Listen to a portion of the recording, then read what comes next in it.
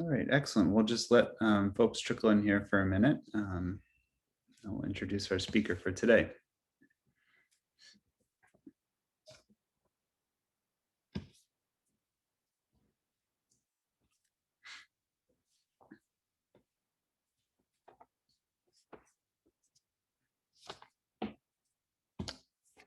All right, well, good. It looks like folks are making their way in. And so I'll get started with the introduction. So today we're really lucky to have Dr. Sergio Vano Galvan join us for Global Dermatology Talks. Dr. Vano Galvan is the director of the Trichology unit at the Ramon y Cajal University Hospital in Madrid, Spain. He's a dermatologist with expertise in the diagnosis and treatment of alopecia. Many of you may know him as a frequent speaker at international conferences. Really, as you'll see today, his work transcends alopecia and includes efforts in androgenetic alopecia, inflammatory alopecias, and scarring alopecias. He's a coordinator of the Spanish group of Trichology and has published over 250 articles in this area. So it's a real treat to have Dr. Vano Galvan with us today. We actually pre-recorded the talk, and so I'll get that up here as more folks are coming in, and then we'll have a live Q&A period, which we're really looking forward to.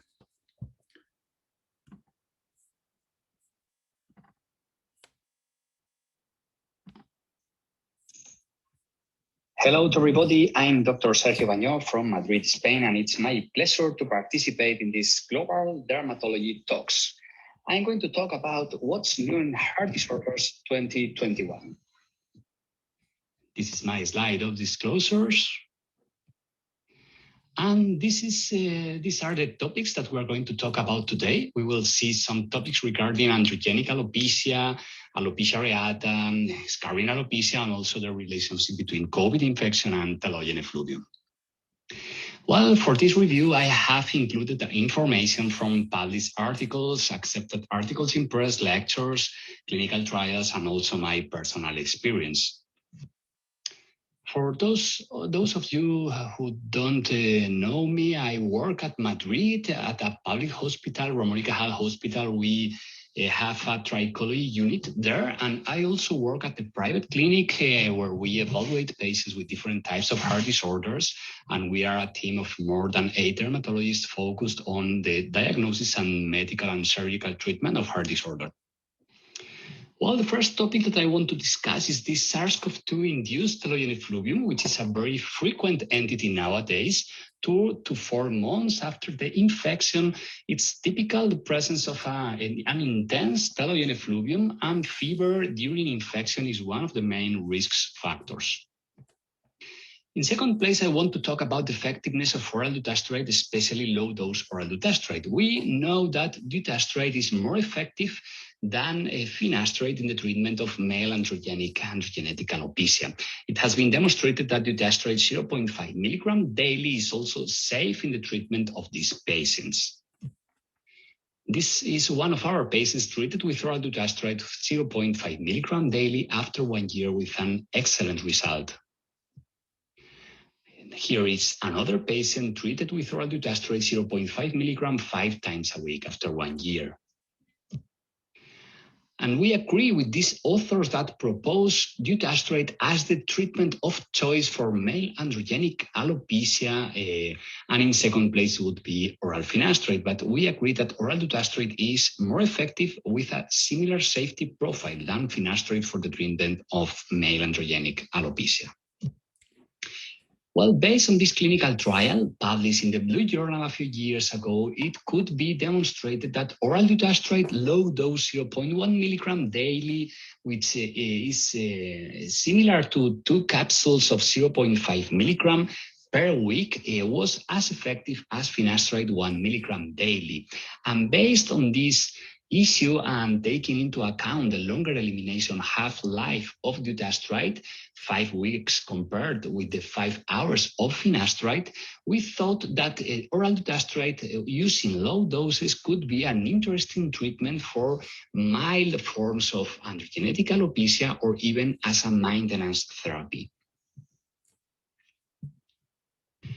And based on this idea, we designed this study about the effectiveness and safety of oral dutasteride for male androgenetic alopecia in real clinical practice, and we described more than 300 men treated with oral dutasteride in our center.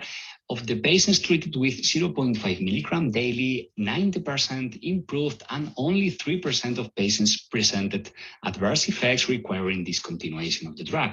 But what was more interesting of this study was that in the cohort of patients treated with low-dose oral dutasteride, 2 or 3 capsules of 0.5 milligram weekly, 2 out of 3 patients improved and no patient presented adverse effects. So we can conclude that oral dutasteride using low doses is an interesting treatment with a very good safety profile, and we can use it for the treatment of mild forms of androgenetic alopecia in male patients or even as a maintenance therapy.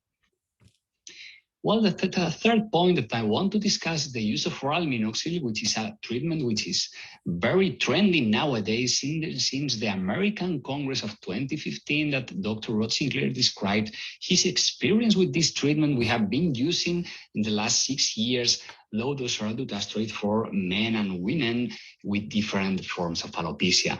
We use doses from 0.5 to 2.5 milligram daily in females and 2.5 to 5 milligram daily in males. It's very effective and it has a very good safety profile. The most frequent adverse effect is hypertrichosis, which is dose-dependent and reversible. This is one of our female patients treated with oral minoxidil 1 milligram daily after 1 year of treatment. And this was the study that we published at the Blue Journal using higher doses of oral minoxidil in men, 5 milligram daily, in monotherapy, like in this patient, with an excellent clinical response after only 3 months of therapy. Well, some practical issues when using oral minoxidil. In female patients, we have to compound it, and we should talk to the pharmacy to make this compound, and we should modify the dosage depending on the hypertrichosis. In male patients, we use higher doses because hypertrichosis is not a problem, and we should monitor some systemic side effects like lower limb edema. We will see it later. And in my experience, I try to avoid these moderate doses of oral minoxidil in patients with any heart. Well, this is another study that we published in the Blue Journal regarding the most frequent side effect of oral minoxidil, which is hypertrichosis, and we described the characteristics and management of a cohort of 105 patients treated with oral minoxidil. The degree of hypertrichosis was mild in the majority of patients, and the most frequent locations of hypertrichosis was the sideburns and the temples. The mean time between the start of low-dose oral minoxidil and the appearance of hypertrichosis was 2.05 months, occurring in less than 3 months in the majority of patients. How did the patients manage this hypertrichosis? Well, interestingly, 40% of patients were not concerned about these side effects, and in the remaining patients, different epilation methods were used. Only 4 females had to stop the treatment due to hypertrichosis. And in conclusion, we can say that this side effect is usually mild and can be easily managed with dose adjustment or hair removal, not requiring treatment discontinuation in the majority of patients. Well, let me show you the results of this multicenter study that we have recently published in the Blue Journal. We observed that the adverse effects appeared in 20% of patients and only 1.7% of the cohort of more than 1,400 patients. Only 1.7% had to stop the treatment. We observed that the systemic side effects appeared with a chronological pattern. Tachycardia, lightheadedness appeared early after taking oral minoxidil, and fluid retention or headaches were slower. Well, this is the scheme that summarizes the findings of this study. 1 out of 5 patients presented adverse effects, but you can see that only 1.7% of patients of the study had to stop the treatment due to these side effects. And mainly these side effects were hypertrichosis, fluid retention, tachycardia, and lightheadedness. Well, based on this research, this is our proposal of therapeutic algorithm for male androgenetic alopecia. We usually use oral dutasteride between 3 to 7 pills of 0.5 milligram per week with topical minoxidil, and we consider oral minoxidil in some patients. And in these exceptions, we use other kind of treatments. Well, the fourth point that I want to discuss is a new anti-androgenic drug, which is called oral bicalutamide for the treatment of female androgenetic alopecia. It is an analog of flutamide with a better safety profile, and it improves not only hair density, but also seborrhea. These are the research papers published to date, and we are going to see the differences between these papers. This is one of our patients treated with oral bicalutamide 50 milligram daily monotherapy after 6 months of treatment. Well, the main differences of these two largest cohorts of patients treated with oral bicalutamide refers to the dose. We used higher doses between 25 and 50 milligram daily, while the Australian study used 10 milligrams daily. And regarding the safety profile, it's a quite a safe treatment. The most frequent side effects is a mild increase in transaminases, but as you can see in the lower part of the slide, the majority of patients didn't have to stop the treatment due to these side effects. Well, another point that I want to discuss was presented in the last virtual American Academy Congress of Dermatology regarding the use of botulinum toxin for androgenetic alopecia. And the rationale for this use is that the relaxation of the muscles increases the vascularization, the blood supply in the hair follicle, increasing the wash-up of DHT, so it would decrease the DHT into the hair follicle, so it would improve the hair growth and the hair density. This is another study that they used 100 units of botulinum toxin type I divided in 30 injection points, and they showed good results after 1 year of treatment. So injectable botulinum toxin seems to have a theoretical rationale that supports its use for androgenetic alopecia, although in my opinion, robust clinical trials are still needed. Well, based on the previous publications, this would be our algorithm for female patients. We use oral minoxidil plus topical minoxidil, and we consider the use of oral anti-androgenic drugs, mainly dutasteride, bicalutamide, or spironolactone. And in some situations, we change the treatment or use second-line treatments. Well, the sixth point, we change the topic, we move on to alopecia areata, and of course, JAK inhibitors are the most important treatments and new developments nowadays in this autoimmune alopecia. Well, in the last American Academy of Dermatology Congress that was held virtually a few days ago, it was presented the last results of ritlecitinib and brepocitinib, which are JAK3 TEC inhibitor and JAK1 TYK2 inhibitors, respectively, in patients with alopecia areata. These are their results with SALT 90 in approximately 25 and 34% of patients. Well, another interesting JAK inhibitor is the CTP543, which is a JAK1 and 2 inhibitor that presented results of SALT 90 in 36% of patients. And the other interesting JAK1 and 2 inhibitor is baricitinib from Lilly, and this study presented results of SALT less than 20 after 36 weeks in 52% of patients. Well, what workup is needed or monitoring in patients receiving JAK inhibitors? Well, we see that a blood analysis and study of tuberculosis and hepatitis and HIV is needed, and these are the doses that are usually alopecia areata. Well, another interesting issue regarding alopecia areata is that there are some studies that have came up about the risk of cardiovascular disease in these patients, similar to patients with psoriasis or hidradenitis. And in this study, there was a significantly increased risk of acute myocardial infarction over time during the 12-year follow-up period, independent of other cardiovascular risk factors. So this is interesting because it could demonstrate, if it's demonstrated, it could justify the use of systemic therapies, and it will be really important for the payers in the different countries.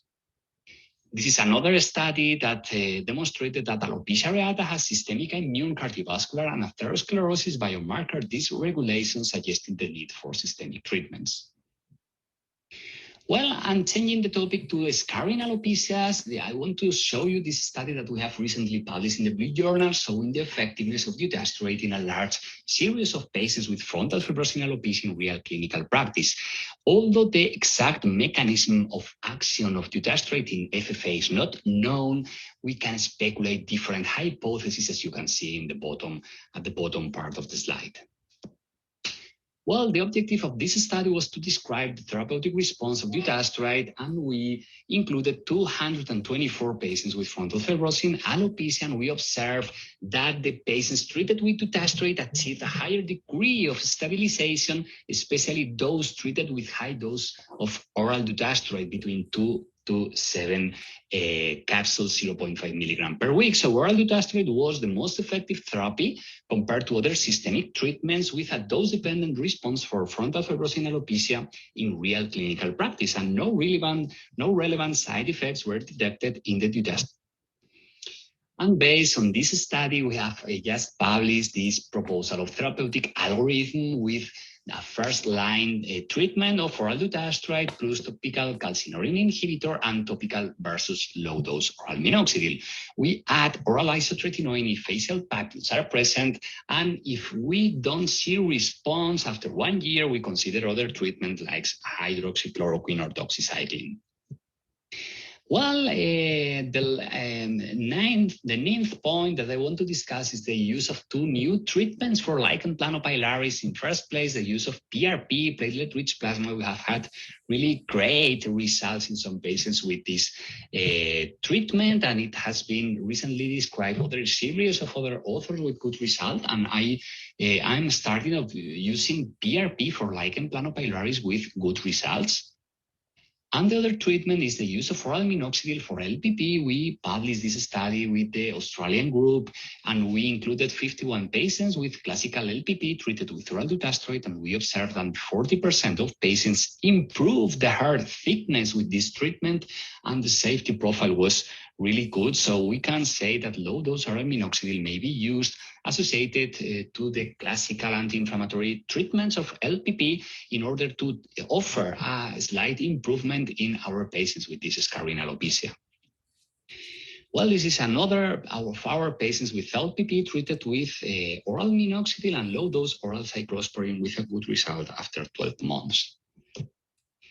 Well, and in last place, I want to discuss this new entity, folliculitis decalvans and lichen planopilaris phenotypic spectrum, or lichenoid folliculitis decalvans, which are patients that present concomitant features of FD and LPP, either concomitantly or sequentially as a clinical phenotype change time. And this is one interesting graph, courtesy of Dr. David Saceda, that explains the potential evolution of the inflammatory neutrophilic phase of folliculitis decalvans to a chronic lymphocytic phase after several courses of treatment. It's very interesting because it can have therapeutic implications. As for inflammatory neutrophilic folliculitis decalvans, we would use the classical treatments of FD with oral doxycycline, or the combination of oral rifampicin plus clindamycin and intralesional triamcinolone 12 milligram per milliliter. While, on the other hand, this chronic lymphocytic phase of folliculitis decalvans, we consider the classical treatments of LPP, intralesional steroids, oral cyclosporine, or even antimalarial drugs. And this differentiation of these 2 entities has already been published by my colleague, Dr. Oscar Muñoz, demonstrated a different microbiological signature of its clinical phenotype of folliculitis decalvans. So we can and we should take into account this new form, chronic lymphocytic form of folliculitis decalvans that resembles lichen planopilaris. Well, these were the 10 points that I wanted to discuss with you today. The post-COVID telogen effluvium, the new treatments for androgenetic alopecia, low-dose oral dutasteride, oral minoxidil, oral bicalutamide for female patients, the potential use of botulinum toxin for androgenetic alopecia, and for alopecia areata, the use of JAK inhibitors that have open a new era in the treatment of this autoimmune alopecia, the potential cardiovascular risk in patients with an alopecia areata, and regarding cicatricial alopecias, the use of oral dutasteride for FFA, and the new therapies for lichen planopilaris, PRP, and oral minoxidil, and this chronic lymphocytic folliculitis, DECALVANS. Well, before finishes, I want to remind you the next EHRS meeting in next year in St. Petersburg, Russia, and also the World Congress for Hair Research in April 2022 in Melbourne. Well, this is my last slide. I hope that this lecture has been useful for you, and I'm really looking forward to receiving all your questions in the next meetings. Thank you very much for your attention. Well, wonderful. Thank you for such a great presentation. I can see the questions pouring in from the audience. Okay, so let's start at the top. Okay, from Fidel, where can I get a copy of the English version of your book? Well, thank you very much, William. It has been a very interesting course and a group of seminars. I congratulate you for this idea. And regarding our practical book of trichology, we only have the paper version. We have translated the book to English and to Russian, and you can write to this mail, manualtrichohrc@gmail.com, and they will inform how to get this paper copy of the English translation of the practical book of trichology. Hopefully, we will try to write a second edition for 2022. So I will keep you updated about this issue. Wonderful. I look forward to it. I was hoping to ask about the mechanism of dutasteride versus finasteride. You mentioned a little bit about half-life, and I was just curious, is it thought that the drugs are more or less equivalent in their mechanism and half-life is the main difference, or are there other differences on the medications? Well, dutasteride is more potent compared to finasteride because it inhibits the two isoenzymes of 5-alpha reductase. So it's more potent to close the transformation of testosterone to DHT. So it's not only an issue regarding the half-life, but also regarding the potency, the strength of the drug. And in fact, this is one of the reasons that we are using more and more in Spain, a very trendy treatment, which is mesotherapy with dutasteride, with this molecule. We are having good results, even better than with PRP, with platelet-rich plasma for androgenetic alopecia. And in men with androgenetic alopecia, our treatment of choice is without doubts oral dutasteride. In second place would be oral finasteride, but we are using more and more, not only oral, but also mesotherapy with dutasteride with really good results. Thanks. Yeah, that's great. And you mentioned this a little bit during the talk, but I was hoping you could elaborate sort of on your thought process about dosing of dutasteride. And is it mainly related to severity, or are there other conditions that are considerations? Well, it's very important in patients with heart disorders to create a strategy of treatment that the patient can keep in the long term. So we have patients that they don't want to take pills daily. So we try to create a strategy taking, for example, pills from Monday to Friday.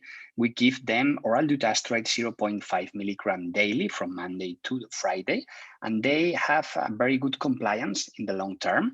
And of course, the dosage also depends on the grade of the alopecia, on the age of the patient, and also if they are receiving other treatments, for example, topical or oral minoxidil or other types of mesotherapy. And especially in our experience, the forms of androgenetic alopecia that responds better to oral dutasteride are these diffuse forms with a lot of miniaturized hairs. These patients will have a dramatic response after 1 year of treatment, like the pictures that I have shown you.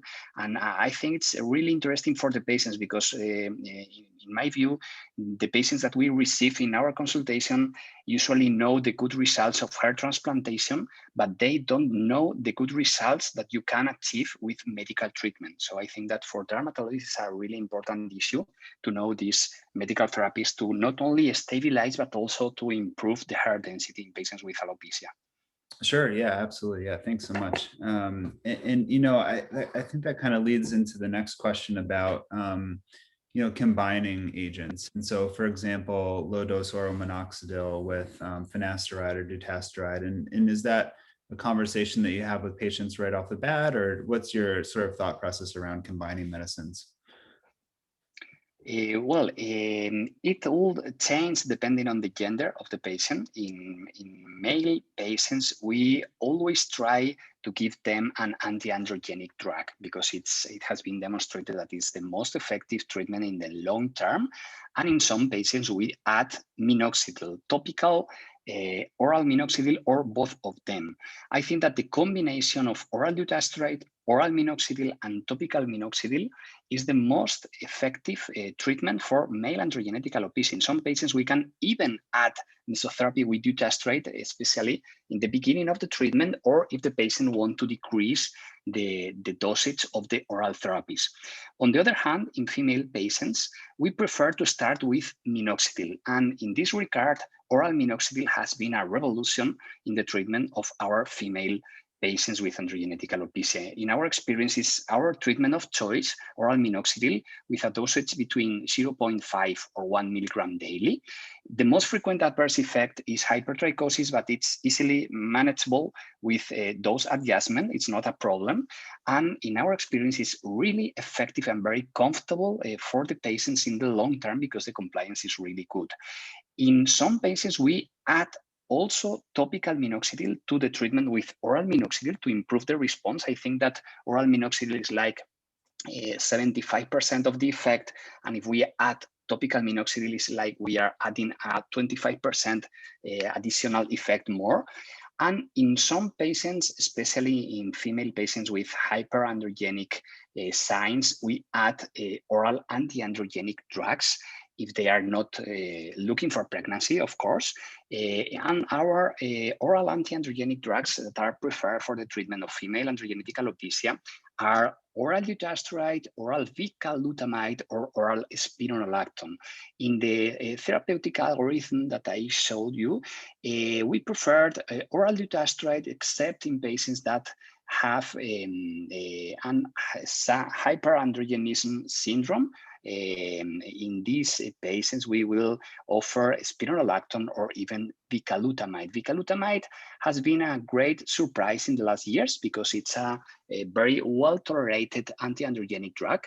It improves not only the hair density, but also seborrhea, and it can also improve acne and other hyperandrogenic signs. Of course, it's important to remark that all of these treatments are off-label treatments, and it's very important that patients that are receiving these therapies need to avoid pregnancy, not only during the treatment, but also after 1, 2, or 6 months, depending on the half-life of the drug. Super, thanks. Yeah, and really you anticipated one of the questions, which was about combining oral and topical minoxidil. So thank you for covering that. And thank you also for talking about hyperandrogenic states. I will maybe take a brief moment to thank you for all your work. I mean, oral low-dose minoxidil really has been a game changer in my practice. And in fact, I often cite your work in notes for patients. And so thank you.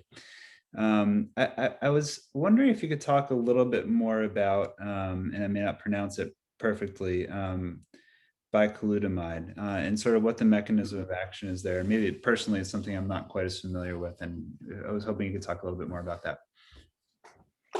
Well, bicalutamide is an analog of flutamide, which is an anti-androgenic drug that we used in the past, but it had the problem of liver toxicity toxicity and hypertransaminosemia, even with low doses. So we stopped using flutamide and we have been using bicalutamide. It's an androgen receptor inhibitor, and it has been used for a long time by urologists for the treatment of prostate cancer.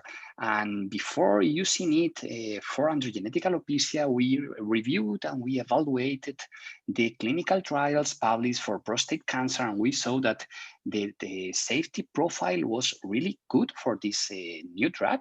And the urologists told us that they had been using this drug for more than 10 years with excellent results regarding the safety. So this reassured us, and we started using this drug for our female patients.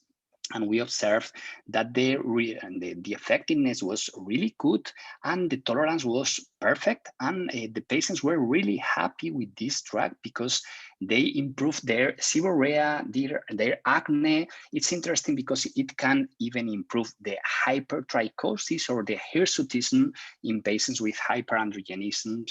So it has been a really surprise for us, and we use bicalutamide in patients with hyperandrogenic signs, and we sometimes even combine with spironolactone. I think that it's an additional anti-androgenic drug to add to our armamentarium for female patients with androgenetic alopecia. It has a half-life that we should avoid pregnancy during the treatment in our female patients and 2 months after stopping the treatment. So I think that it's an interesting treatment for our female patients with androgenetic alopecia. Great. Yeah, thanks so much. I was intrigued by the discussion of Botox for the treatment of alopecia. Is there, do you know, are there any trials planned to investigate that further, or is it a mechanism? Well, yes, it's an interesting issue. I was a non-believer 1 or 2 years ago with the first publication. It's true that in the last American Academy of Dermatology Virtual Congress, some very prestigious colleagues have commented about this new treatment. It has a rationale that can support the mechanism of action, this wash up of the DHT because of the relaxation of the muscles. But it's hard for me to imagine this treatment in daily practice because of the cost of the product. So I don't really think that it's going to be a treatment to be used in daily practice for our patients. On the other hand, it is demonstrated its effectiveness in patients with androgenetic alopecia. It can be a 3rd line or even 4th line treatment for these difficult patients that don't tolerate anti-androgenic drugs, minoxidil, or they don't want to take this kind of drugs. All of us, I think we have patients that don't want to take any drug, any anti-androgenic drug, minoxidil. They only want like physical therapies or other treatments. So I think that for these patients, maybe it can be useful, but it's hard to imagine for me it's used because of the cost of the product. Yeah, that's certainly fair. Yeah, it's really interesting. So I guess switching gears a little bit before we wrap up to inflammatory and scarring alopecias, really your work about dutasteride and FFA is so interesting. I'm just curious if you could speak a little bit more to your thought process about hormone modifying therapies, minoxidil, versus or in addition to, anti-inflammatory therapies in scarring and inflammatory alopecias. Do you always add something else, or is it, are there situations which you do one or the other? Well, really, the use of dutasteride for frontal fibrosing alopecia was like a surprise for me 10 years ago when I started reading the papers of the US colleagues using low-dose oral dutasteride for frontal fibrosing alopecia. And we started using this drug for our patients with frontal fibrosing alopecia in 2010. The previous years, frontal fibrosing alopecia is a really frequent scarring alopecia here in Spain. And in the previous years, we had been using oral hydroxychloroquine for these patients, and we really didn't obtain good results. we evaluated more than 300 patients in our unit, and the patients treated with oral hydroxychloroquine didn't achieve sterilization in the majority of cases. What was our surprise is that in patients that we used oral dutasteride with the same topical treatment, which was topical clobetasol twice daily. Nowadays, we prefer the use of topical pimecrolimus, but this beginning of the new period of the use of oral dutasteride in FFA, 10 or 12 years ago, we observed that patients treated with oral dutasteride achieved sterilization in a higher percentage than other patients. It's a clinical clue, a clinical evidence.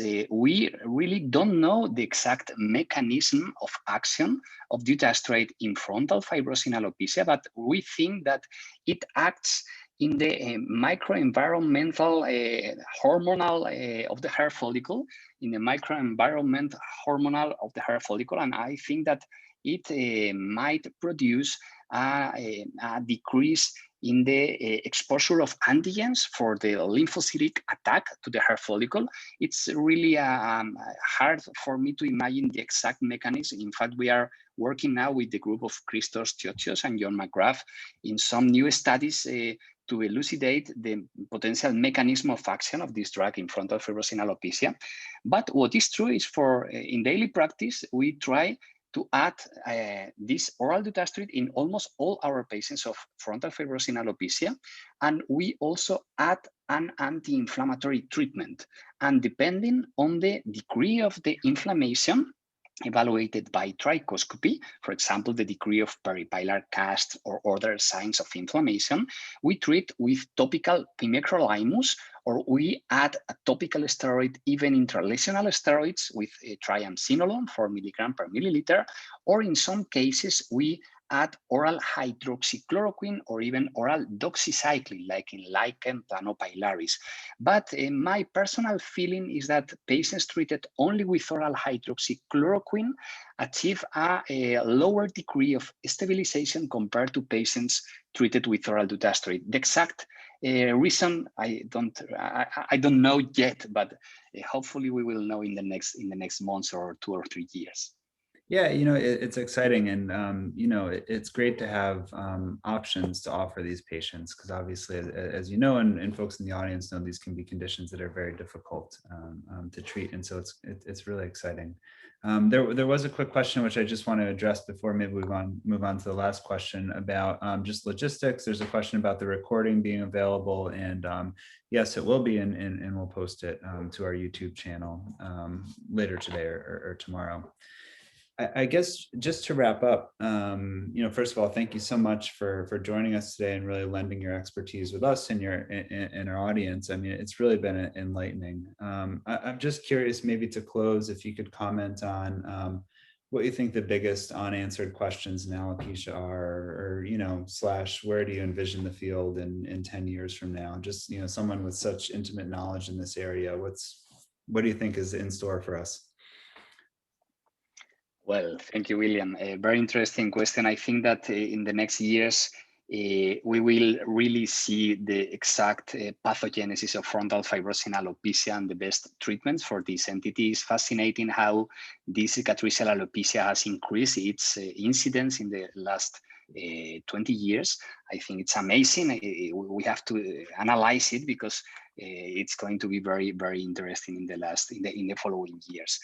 In androgenetic alopecia, I think that we are going to see improvements in the treatments, especially in new therapies, for example, injectable therapies in the scalp with a long-term effect, new treatments with new mechanisms of action, not only Botox, but other different anti-androgenic drugs.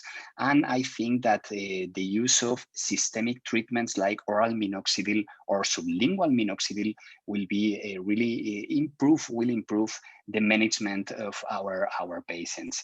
For alopecia areata, I think that and the arrival of JAK inhibitors has opened a new era in the treatment of these patients. And I think that for these autoimmune and inflammatory alopecias, in the next 10 years, we will see new targeted therapies and new biological treatments that will change the way that we are treating our patients nowadays.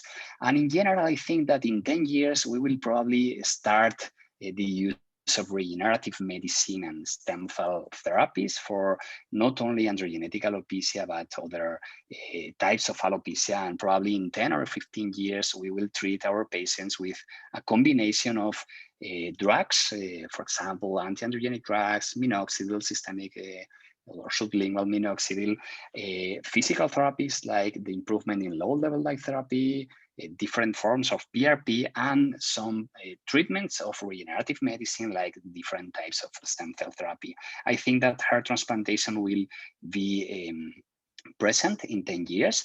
We will see improvements in robotic devices, and I think that we will combine hair transplantation with treatments of regenerative medicine. So it's just my view of the future in the amazing field of hair disorders. Great. Well, thank you so much. And really, thank you on behalf of our patients for really pushing this forward. Obviously, hair loss can be, really devastating for patients. And so thank you for joining us today. Thank you for your expertise. And we hope forward to connect with you again in the future. Thank you very much. It has been a pleasure, William. Thank you very much. Okay. All right. Everyone, have a good day. Thank you.